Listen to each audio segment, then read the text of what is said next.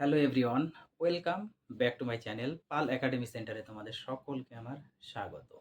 আজকে সপ্তম শ্রেণীর কোষে দেখি 2.2 যে লেসনটি আছে সেই লেসনে তোমাদের 7-এর যে অঙ্কটি আছে সেই অঙ্কটি আমি আজকে তোমাদের কিভাবে করতে হবে এই বিষয়ে আজকের এই টিউটোরিয়ালটিতে সম্পূর্ণ তোমাদের সাথে আমি আলোচনা করব। তোমরা যদি পেজ নাম্বার 30 বের করো বা 30 পেজ যদি বের করো তাহলে দেখতে পাবে যে 7 নাম্বার আমি তোমাদের একটু দেখিয়ে দিই। এই যে 30 পেজ যদি বের করো তাহলে দেখতে পাবে এই যে 30-এ 7-এর একটি অঙ্ক আছে এবং সেই অঙ্কের একটি ছক দেওয়া আছে। এই যে ছক, এই যে 7 নম্বর অঙ্ক এবং ছক। ওকে, তো আমি সেই ছকটি এখানে একটু টুকে রেখেছি। তো ছকের মধ্যে অ্যাকচুয়ালি দেওয়া আছে অনুপাত দেওয়া আছে, তারপরে তোমাদের প্রথম টুকরোর দৈর্ঘ্য দেওয়া আছে, দ্বিতীয় টুকরোর দৈর্ঘ্য আর মোট বাঁশের দৈর্ঘ্য এইভাবে তোমাদের ছকে দেওয়া আছে।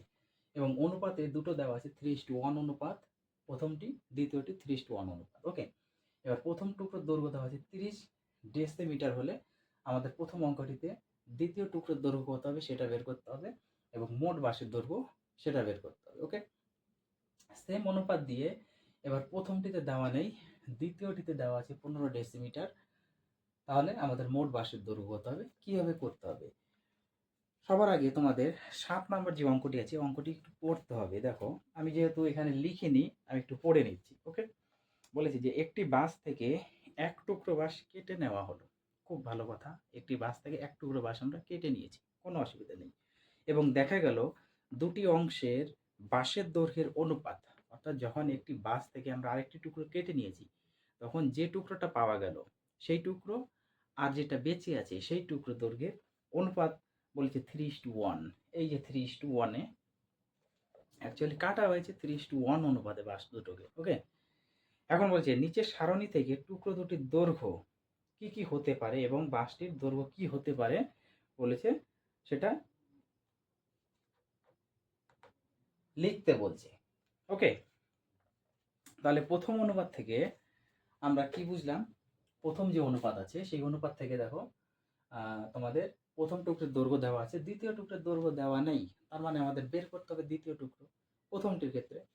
ওকে, তাহলে আমরা এখানে ধরে নিতে পারি যে দ্বিতীয় টুকরোটির দৈর্ঘ্য যদি সাপোজ আমরা মনে করি এক্স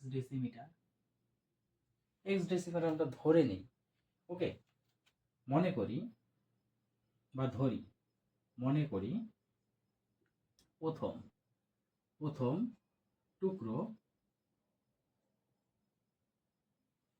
সরি এটা প্রথম টুকরো হবে না, এটা হচ্ছে দ্বিতীয় টুকরো হবে। মনে করি দ্বিতীয়, যেহেতু প্রথম টুকরো দৈর্ঘ্য দেওয়া আছে 30 ডেসিমিটার, মনে করি দ্বিতীয় দ্বিতীয় টুকরোর দৈর্ঘ্য দৈর্ঘ্য ইকুয়াল টু এক্স ডেসিমিটার ধরি, যেহেতু ডেসিমিতেই দেওয়া আছে আমাদের একক ডেসিমি। ওকে, এবং আমরা প্রথমটি জানি কত 30, তাহলে এখন আমরা লিখতে পারি প্রথম টুকরো ইস্টু দ্বিতীয় টুকরো সমান সমান 3:1, কারণ প্রথম টুকরো ইস্টু দ্বিতীয় টুকরো, তার মানে 3:1 লিখে দিলাম। এখন প্রথম টুকরো দৈর্ঘ্য দেখা দেওয়া আছে 30, তাহলে আমরা বসাতে পারি 30 ইস্টু দ্বিতীয় টুকরো আমরা ধরে নিয়েছি এক্স, বসাতে পারি সমান সমান 3:1। পরিষ্কার? এইবার আমরা কি করব, আমরা সবসময় কি করি, ইস্টু থাকলে সেটা আমরা ভগ্নাংশে করে নিই, অর্থাৎ বাই করে দেবো 30/x ইকুয়াল টু এক্ষেত্রেও 3/1। উপরে উপরে কাটাকুটি যাচ্ছে, কেটে দিই 3×10 30, এখানে কিছু নাই মানে 1 বা দিয়ে কোনাকুনি গুণ করি, 1 আর x গুণ করলে x অক্ষে x ইকুয়াল টু 1 আর 10 গুণ করলে কোনাকুনি 10। তাহলে x এর মান আমরা পেয়ে গেছি, অর্থাৎ x আমরা ধরেছিলাম কি দ্বিতীয় টুকরো, অতএব দ্বিতীয় টুকরোর দৈর্ঘ্য, অতএব দ্বিতীয় টুকরোর দৈর্ঘ্য সমান সমান 10 ডেসিমি। 10 ডেসিমি। 10 ডেসিমিটার আমরা পেয়ে গেছি। তাহলে প্রথম টুকরোর দৈর্ঘ্য আমরা জানি 30, দ্বিতীয় টুকরোর দৈর্ঘ্য আমরা জানি 10। তাহলে বাঁশটির মোট দৈর্ঘ্য কত? বাঁশটির মোট দৈর্ঘ্য তাহলে আমরা কত বের করতে পারি? 30 প্লাস 10 সমান সমান 40 ডেসিমি। ওকে, বোঝা গেল? তাহলে আমাদের লিখতে হবে মোট বাঁশের দৈর্ঘ্য 30 প্লাস 10 সমান সমান 40 ডেসিমি।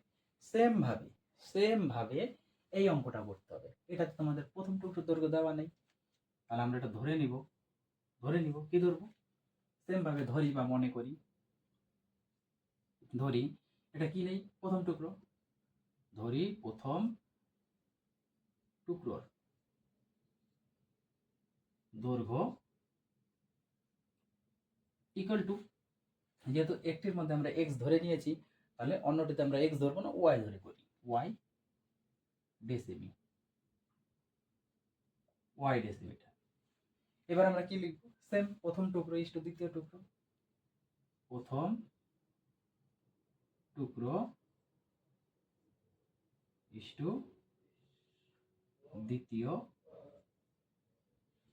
টুকরো। প্রথম টুকরো ইস্টু দ্বিতীয় টুকরো, সেম অনুপাত কিন্তু এটাই আছে, 3:1 অনুপাতেই আছে। তাহলে 3:1 লিখে নিলাম।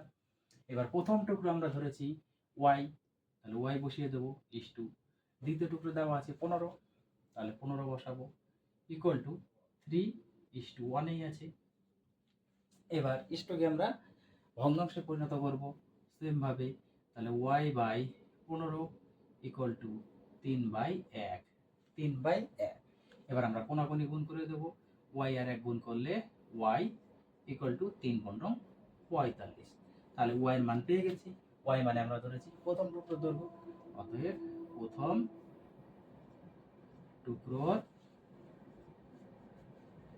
দৈর্ঘ্য সমান সমান 45 ডেসিমি। 45 ডেসিমিটার পেয়ে গেলাম। তাহলে প্রথমটি পেয়ে গেছি 45 ডেসিমিটার পেয়ে গেছি। এবার বলছে মোট কত? তাহলে এটা 45, এটা 15, তাহলে মোট হবে 45 প্লাস 15 ইকুয়াল টু কত হয়? 60 ডেসিমিটার। 60 ডেসিমিটার। এই হচ্ছে তোমাদের 7 নাম্বার অঙ্কের সম্পূর্ণ সমাধান। অঙ্কটির মধ্যে কিন্তু সেরকম কোনো মোচড় বা কোনো কঠিন বলে কিছুই নেই অঙ্কটির মধ্যে, শুধু একটু বুঝতে হবে তোমাদের, বুঝে শুধু এখানে করতে হবে। অর্থাৎ 1 নাম্বার পার্ট করতে পারলে তোমরা 2 নাম্বার পার্ট নিজেরাই করতে পারবে। ওকে, তাহলে মোটামুটি তোমাদের এই লেসনটি আশা করি, হ্যাঁ, এই লেসনটি তোমাদের মোটামুটি কমপ্লিট হয়ে গেল। অর্থাৎ কোষে দেখি 2.2 আমি প্রত্যেকটি অঙ্ক কিন্তু নিজে হাতে করিয়ে দিয়েছি। তাহলে চলো দেখা হচ্ছে আবার পরের অধ্যায় নিয়ে। আজকের মতো এখানেই শেষ করছি।